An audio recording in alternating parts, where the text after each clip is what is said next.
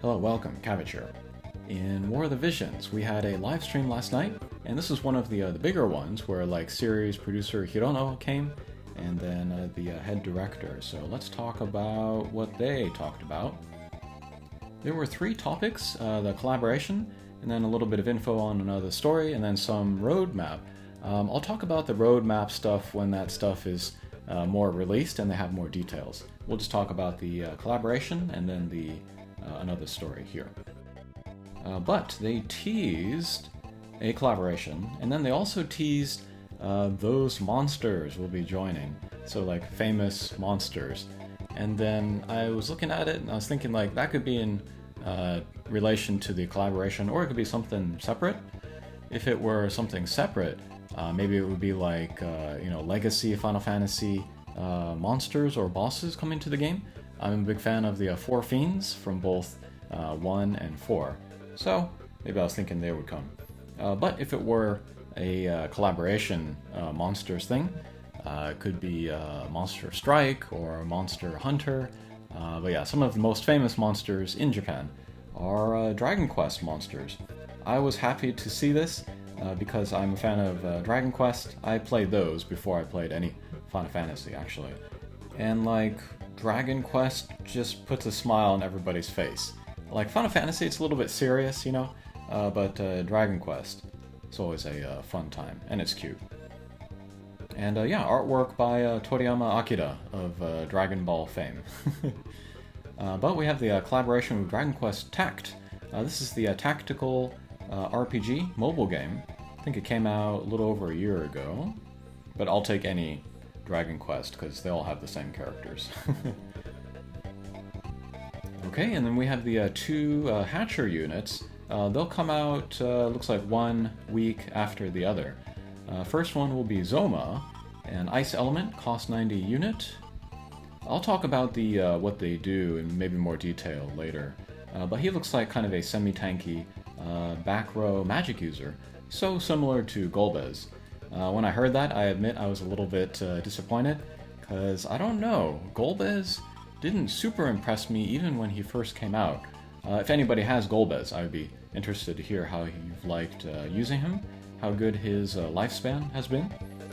But I was looking at my account, and then especially like going through the tower and like building different element teams, ice was kind of a weak element on my account. And then also I'm sort of missing magic users. I have like Rosa, but she's a jack of all trades, master of none.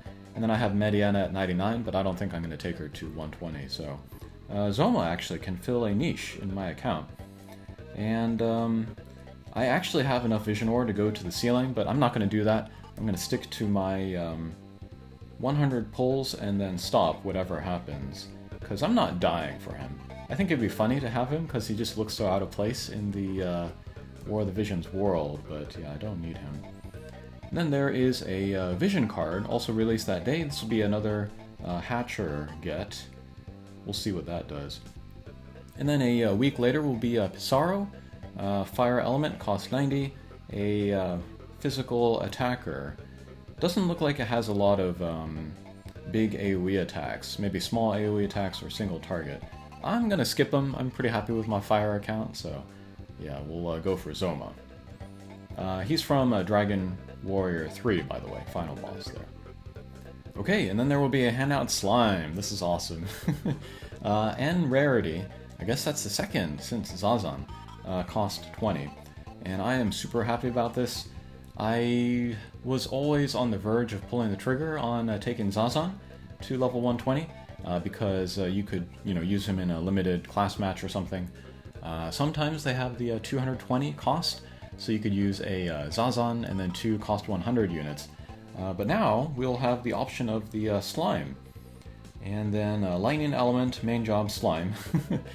And they talked about what it can do. It'll be sort of kind of a healing support. So a little bit of heal, maybe a revive, and then accurate to the original games. He'll be very weak. You can one-punch him very easily, but he will have a like a guts, like the mastery ability 2 on a Kiton. So if his HP is above a certain amount and then he gets one punched, he'll go to 1 HP instead. So maybe you could find a way to heal him up and then bring him up again, and then gets one punched again, comes back. So maybe they could stick around. And then this was funny, they can equip any weapon, and so they'll have access to any of the vision abilities on vision cards, so might be an interesting character. You could maybe put it in your team simply for that vision ability versatility. Okay, will be a handout, and then if you beat certain battles, you can eventually take it to level 120. That's pretty great. Okay, and then there will be a kind of a boss event, the Metal Slime. And you can play it 3 times a day, and then they'll count out how many Metal Slimes are beaten by everybody during the period. And then, if you beat 20 million Metal Slimes, if all of us together beat it, we'll get 2,000 vision ores, so that's cool. And then they said that the Metal Slayer Sword, which is in that early paid pack, will do extra damage, maybe one punch the Metal Slimes. That's funny. I got mine. Do you have yours? Okay, and then there will be a raid. The regular raid will be Zoma, and then the rare raid will be Slime. And then if you beat the rare raid 5 times, you get a UR vision card. This is pretty common here. We can see Liat here, and then we can max that by beating the other quest. And then in Dragon Quest Tact, they will also do a collaboration with Brave Exvius, War of the Visions. This is pretty funny.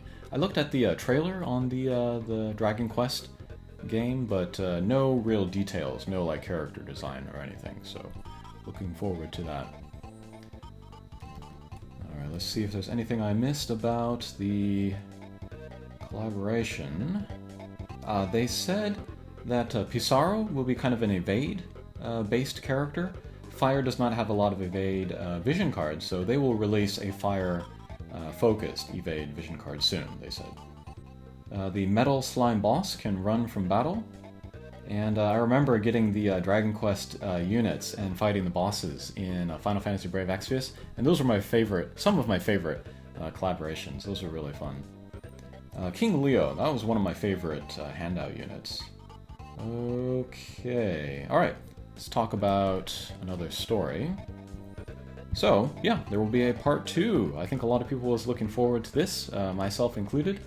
And they kind of teased a new character here that comes from the Dark Crystal. She looks like another hero, kind of similar to Jum and the others, and then everybody will return.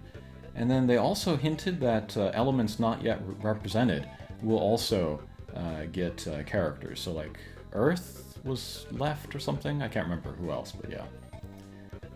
Okay, so that was a recap of the live stream. Thanks for watching, and we'll see you again. Take care.